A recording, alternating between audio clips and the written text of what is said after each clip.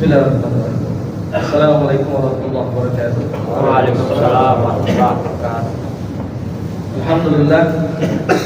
Alhamdulillahirabbil alamin. Wa bihi nasta'inu ala umuri dunya waddin. Asyhadu an la ilaha illallah wahdahu la syarika lahu wa asyhadu anna Muhammadan 'abduhu wa rasuluh. Allahumma shalli wa sallim wa barik ala sayyidina Muhammadin wa ala alihi wa ashabihi wa man tabi'ahum bi ihsan ila yaumil din. Amma ba'd. Hadirin jamaah salat Isya dan tarawih Masjid Al-Ikhlas Kota Kasablanca rahimakumullah. Alhamdulillah, Allah masih kasih umur kepada kita hingga hari ini, dan mudah-mudahan 4 atau 5 hari dari Ramadan yang sudah kita lewati ini menjadi hari-hari yang paling istimewa di dalam hidup kita. Dan mudah-mudahan di sisa hari yang ada akan kita rangkai juga menjadi hari-hari istimewa kita di dalam hidup kita. Dan semoga Allah berikan taufiknya kepada kita, Allah mampukan kita, dan insya Allah mudah-mudahan kita akan menjadi bagian dari langkah-langkah kita menuju surganya Allah. Amin. Jamaah sekalian yang dimuliakan Allah Subhanahu wa taala, di dalam Al-Qur'an ayat yang biasa disampaikan ketika masuk di bulan Ramadan, yaitu di dalam Quran surat Al-Baqarah ayat 183, Allah berfirman kepada kita, a'udzubillahi minasyaitonir rajim, bismillahirrahmanirrahim, ya ayyuhallazina amanu kutiba 'alaikumus shiyam kama kutiba 'alal ladzina min qablikum la'allakum tattaqun. Ada 3 tahapan di dalam ayat itu, ada input, ada proses, dan ada output. Input itu adalah modal, proses itu adalah perniagaannya, dan output itu adalah keuntungannya. Kenapa perniagaan? Karena begitulah kita dengan Allah Subhanahu wa taala. Maka Allah katakan, hal adullukum ala tijaratin tunjikum min azabin alim. Dan modal kita adalah iman, perniagaannya adalah puasa, dan keuntungannya adalah takwa. Maka ketika kita bicara modal dengan keuntungan, tentu antara iman dengan takwa itu beda tingkatan. Muslim, mukmin, muttaqin, kita naik tingkat. Dan untuk naik tingkat itu prosesnya yang dibutuhkan adalah puasa. Dan puasa itu proof, terbukti, dia adalah salah satu amalan yang paling efektif untuk meningkatkan kapasitas dan maqam seorang hamba dari mukmin menjadi muttaqin. Kenapa saya katakan proof? Karena begitulah bunyi ayatnya, kutiba 'alaikumus shiyam kama kutiba 'alal ladzina min qablikum. Diwajibkannya puasa ini sebagaimana telah diwajibkan kepada kaum sebelumnya, dan sama fungsinya, meningkatkan kapasitas iman menjadi takwa. Bukan hanya di umatnya Nabi Muhammad SAW, tapi juga di umat-umat sebelum nabi-nabi sebelumnya, yang dalam sejarah perjalanan risalah Allah Subhanahu wa taala yang diturunkan kepada nabi-nabinya dari Adam alaihissalam hingga Rasulullah Muhammad SAW, yang namanya puasa itu tidak pernah hilang. Dia tidak tergantikan oleh amal lain, karena dia terbukti mampu untuk meningkatkan kapasitas seorang hamba. Maka jemaah sekalian yang dimuliakan Allah Subhanahu wa taala, yang menjadi pertanyaan, kenapa terbukti dan kenapa puasa? Karena jika pada amalan-amalan yang lain manusia itu hanya disuntikkan ruh, disuntikkan vitamin untuk ruhnya, tapi di Ramadan atau di dalam puasa bukan hanya vitamin yang disuntikkan kepada ruh, tapi juga yang membebani ruh itu diperingat. Karena manusia punya 2 unsur, ada ruh dan ada jasad. Ruh itu dari Allah, ruh itu suci, ruh itu kecenderungan yang mendekat kepada Allah, karena dari Allah lah dia bersumber. Maka ketika Allah katakan dalam surat Asy-Syams ayat ke-8, "Falhamaha fujuraha wa taqwaha." Allah mengilhamkan dua hal kepada manusia, ilham fujur dan ilham taqwa. Ilham taqwa itu adalah melalui ruh yang ditiupkan, dan ilham fujur itu adalah melalui jasad yang dibentuk. Jika ruh itu menjadi ilham taqwa karena dia berorientasinya kepada Allah, sementara ilham fujur itu ada pada jasad karena jasad berasal dari bumi dan asalnya dari tanah. Bahkan di dalam ayat yang lain Allah tidak hanya mengatakan laqad khalaqnal insana min sulalatin min tin, tapi Allah menyatakan laqad khalaqnal insana min hama'in masnun. Bukan hanya dari tanah, tapi bahkan dari lumpur hitam. Dan lumpur itu kotor. Maka sumber kekotoran, sumber yang membuat kita jauh dari Allah adalah jasad kita. Dan itu diperkuat lagi di dalam surat At-Taubah ayat ke-38. Ketika Allah berkata, "A'udzubillahi minasyaitonir rajim, ya ayyuhalladzina amanu ma lakum idza qila lakum infiru fi sabilillah taqaltum ilal ardi." Hai orang yang beriman, kata Allah, "Ma lakum," ada apa dengan kamu, kata Allah? Mengapa terjadi kepada kamu? Apa yang terjadi? Idza qila lakum infiru fi sabilillah, ketika diseru kepadamu, infiru, bersegera, bercepat-cepat. Maka nanti di ayat lain disebutkan fafirru ilallah, disuruh kita bersegera, bercepat-cepat menuju kepada Allah. Taqaltum ilal ardi, tapi kalian berat ke bumi, kata Allah. Ketika kita diseru kepada Allah, maka yang semangat untuk menuju Allah adalah ruh kita. Tapi justru ada yang memperberat ruh itu untuk menuju kepada Allah. Dan yang memperberat itu Allah katakan taqaltum ilal ardi, diberatkan ke bumi. Maka yang terikat dengan gravitasi bumi itu adalah jasad kita. Semakin berat jasad ini, semakin berat pula tarikannya ke bumi. Dan semakin kuat tarikannya ke bumi, dia akan semakin memperlemah kekuatan ruh untuk mendekati Tuhannya. Di Ramadan, puasanya sebagai ibadah, dia menyuntikkan vitamin kepada ruh, sehingga ruh begitu kuat dan bersemangat untuk menuju kepada Allah. Tapi di lain sisi, larangan makan dan minumnya, bahkan larangan untuk berhubungan suami istri di siang hari itu, dia melemahkan jasad, dia meringankan jasad. Sehingga dengan itu, ibarat sebuah balon yang ada gasnya, kemudian ada karet balonnya. Karet balonnya tipis dan ringan. Ketika ditiupkan gas hidrogen dengan volume 100, maka dia akan mengembang dan terbang tinggi. Tapi bayangkan jika karet balon itu diganti dengan karet ban traktor, maka ketika diisi dengan gas yang sama, jangankan dia terbang, bahkan naik di atas permukaan 1 cm pun dia tak mampu. Ramadan, tubuh yang menjadi pemberat ruh ini diperingan. Ramadan, tubuh yang menjadi penghambat ruh ini untuk mendekat kepada Allah, dia dihilangkan atau dikurangi bobotnya. Maka wajar jika kita melihat jamaah sekalian, di Ramadan orang yang tidak biasa-biasanya datang ke masjid, tapi Ramadan dia datang ke masjid. Orang yang tidak biasa-biasanya salat berjamaah, tapi dia berjamaah di Ramadan.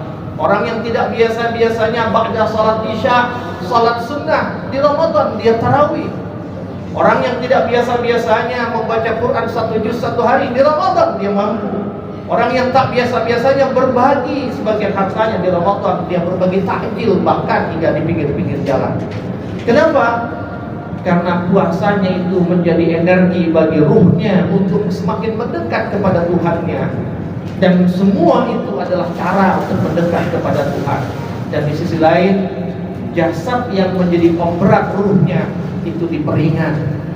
Maka wajar jamaah sekalian, jika di akhir Ramadan baru saja lebaran 3 hari, kemudian masjid kembali menjadi sepi, kemudian orang bersedekah semakin berkurang, kemudian orang membaca Quran pun kembali seperti awal. Kemudian ba'da isya orang kembali bubar tanpa bahkan hanya sekedar melakukan sunnah ba'da isya 2 rakaat atau bahkan ditambah dengan witir 1 rakaat. Kenapa? Karena ketika Ramadan berat bobot tubuhnya turun 2 kilo, tapi begitu lebaran hari ketiga bobotnya naik lagi 3 kilo, sehingga kemudian ruh itu kembali dibebani, ruh itu kembali diberatkan lagi, sehingga dia kembali sulit untuk mendekat kepada Allah Subhanahu wa taala. Jamaah sekalian yang dimuliakan Allah Subhanahu wa taala. Dan ketika puasa itu mampu merubah menjadi takwa, maka kemudian pertanyaan kita, apakah takwa yang dimaksud? Jamaah sekalian, takwa itu bermakna takut, taqa. Dan orang-orang yang takut semestinya dia berhati-hati. Dan orang berhati-hati itu hanya ada pada 2 keadaan. Dia hati-hati di dalam kebaikan dan dia hati-hati di dalam keburukan. Hati-hati terhadap kebaikan yang dilakukan dan hati-hati terhadap keburukan yang ditinggalkan. Hati-hati kepada kebaikan yang dilakukan, maka dia akan lahir sikap yang namanya disiplin. Bayangkan anak-anak kita ketika mereka SMA mau masuk ujian perguruan tinggi negeri, mereka khawatir, mereka takut tidak diterima. Lalu apa yang mereka lakukan? Maka kemudian mereka menambah jam belajar. Mereka bahkan mungkin ikut bimbingan belajar. Mereka bahkan mengurangi waktu bermainnya. Dan itu dijalankan begitu disiplin selama beberapa bulan. Tidak tinggal lebaran sehari saja. Karena dia punya keinginan yang baik.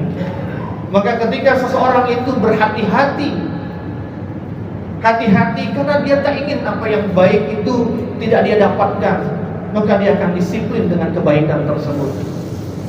Namun dimensi yang kedua dari kehati-hatian yang tumbuh karena rasa takut itu adalah hati-hati terhadap keburukan yang dihindarinya. Maka jemaah sekalian, ketika berbicara tentang hati-hati terhadap keburukan yang ingin dihindarinya, maka mari kita buka surat Ali Imran ayat ke-133 dan ayat 135.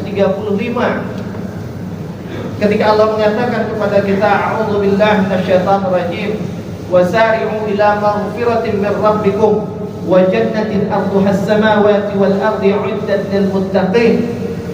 Allah katakan, dan bersegeralah kalian kepada ampunan Allah dan kepada syurganya Allah yang luasnya seluas langit dan bumi dan disiapkan untuk orang-orang yang bertakwa. Dari situ saja kita sudah tahu bahwa orang yang bertakwa itu adalah orang-orang yang sari'u ila maghfirah. Dia bersegera kepada ampunan. Maka kemudian dipertegas lagi tentang siapa orang bertakwa dalam konteks bersegera terhadap ampunan di ayat 135-nya. Walladzina idza fa'alu fahishatan aw zalamu anfusahum dzakarullaha fastaghfiru lidzunubihim wa may yaghfiru dzunuba illa Allah wa lam yusirru ala ma fa'alu wa hum ya'lamun. Kata Allah, dan orang-orang yang bertakwa itu adalah orang-orang yang idza fa'alu, jika mereka melakukan apa yang dilakukan, fahishatan aw zalamu anfusahum, melakukan kekejian atau dia berbuat zalim kepada dirinya sendiri. Berbuat zalim kepada dirinya sendiri berarti dia bermaksiat. Berbuat fahisyah berarti dia berbuat maksiat yang berefek kepada orang lain. Jadi orang bertakwa bukanlah orang suci. Orang bertakwa bukanlah orang yang tidak pernah berbuat dosa. Orang bertakwa adalah orang yang juga bisa berbuat dosa. Namun ketika dia berbuat dosa, sebagaimana dikatakan di ayat 133 bahwa orang bertakwa itu adalah sari'u ila maghfirah, maka Allah katakan, iza fa'alu fahishatan aw zalamu anfusahum dzakarullah fastaghfiru li dzunubihim. Mereka segera ingat Allah dan kemudian mohon ampun dan bertobat kepada Allah Subhanahu wa taala. Begitu dia berbuat maksiat, maka sesaat setelah itu langsung dia ingat Allah dan langsung dia bertaubat. Begitu cepatnya antara maksiat dengan taubatnya, hingga bahkan di dalam ayat itu Allah tak menyertakan kata hubung atau kata sambung di dalamnya. Allah tidak katakan wallazina idza fa'alu fahishatan aw zalamu anfusahum wa dzakarullah atau fadzakarullah atau summa dzakarullah.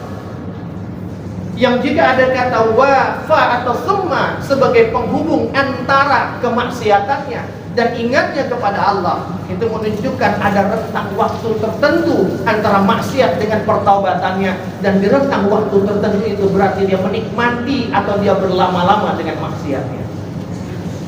Tapi orang bertakwa begitu cepat sehingga kata sambung itu tak dimasukkan oleh Allah, sehingga sesaat dia berbuat maksiat, sesaat itu juga kemudian dia bertaubat. Itulah yang dimaksud dengan sari'u ila maghfirah. Tapi bukan hanya sekedar dia bertaubat, yang dalam bahasa kita hari ini bertaubat itu maknanya adalah introspektif dan evaluatif, selalu menintrospeksi dirinya. Tapi juga kata Allah, wallazina idza fa'alu walam yusirru ala ma fa'alu wa hum ya'lamun. Dia segera menghentikan keburukannya itu, dan kemudian nanti disambung, dikuatkan lagi di dalam hadis Nabi. Kata Rasulullah SAW, ittaqillaha haitsumma kunt wa atbi'is sayyi'atan hasanatan tamhuha. Bertakwalah kalian kepada Allah dimanapun kalian berada, maka kemudian gantilah, iringilah setiap keburukan yang kalian lakukan dengan kebaikan yang akan menghapusnya. Jadi dia bukan hanya menghentikan, tapi dia mengganti apa yang dihentikan itu. Ibarat gelas yang berisi air kotor, lantas kemudian dibersihkan dengan cara dibuang air kotor itu. Tapi kemudian setelah dibuang, dia tidak dibiarkan kosong, karena jika dibiarkan kosong, maka bekas-bekas yang kotor itu masih mungkin akan mengundang kekotoran lain. Jika gelas itu diibaratkan seperti hati manusia, yang kemudian dia melakukan tazkiyah, dia bertaubat, dia membersihkan hatinya, lantas dia tak melanjutkan mengisi kembali hatinya, maka syaitan berpeluang untuk mengisi kembali hatinya itu dengan yang kotor. Maka dia harus mengganti yang dihilangkan itu dengan yang baik, sepenuh mungkin gelas itu, hingga tak ada lagi ruang bagi syaitan untuk mengisinya dengan yang buruk. Jemaah sekalian, maka orang bertakwa itu adalah orang yang evaluatif, introspektif, tapi juga orang-orang yang korektif, selalu mengoreksi yang salah, diganti dengan yang baik. Bahkan orang muttaqin itu, dia tidak pernah membiarkan dosa itu ikut bermalam bersamanya, tidur di sampingnya, menyelisihi antara dia dengan istri atau suaminya. Sebelum dia tidur, dia mengevaluasi dirinya, lalu dia bertanya, jika ada keburukan yang dia lakukan kepada Allah, maka dia bertaubat di malam itu juga sebelum tidur. Jika ada dosa yang dia buat kepada manusia, dia ambil handphonenya, dia WA orang tersebut, lalu dia katakan, mohon maaf Bapak, tadi saya telah melakukan ini, mohon dimaafkan. Tidak tenang hatinya jika tidur membawa dosa. Jemaah sekalian yang dimuliakan Allah, dan yang bisa menghasilkan seperti itu hanyalah puasa yang dilakukan dengan modal iman. Jika puasa tidak dilakukan dengan modal iman, dia tak mungkin berujung kepada ketakwaan. Dan ketakwaan itu mudah saja diukurnya. Ukurlah setelah Ramadan. Adakah ketakwaan kita, adakah kualitas iman kita setelah Ramadan sama dengan sebelum Ramadan, atau justru mengalami peningkatan? Bagaimana mengukur peningkatannya? Adakah kebaikan yang bertambah setelah Ramadan, dan adakah keburukan yang berkurang setelah Ramadan? Adakah kebiasaan baik yang bertambah, adakah kebiasaan buruk yang berkurang? Maka jemaah sekalian yang dimuliakan Allah Subhanahu wa taala, jika kita ingin beruntung, maka berniagalah. Jika ingin berniaga, maka milikilah modal. Maka pupuklah modal iman itu dengan memperbanyak amal. Karena al-iman yazidu wa yanqus. Iman naik dan turun. Yazidu bil ta'ah. Naiknya iman karena ketaatan, dan ketaatan itu adalah ibadah kita kepada Allah Subhanahu wa taala. Mudah-mudahan Allah jadikan kita pedagang-pedagang yang beruntung di jalan Allah.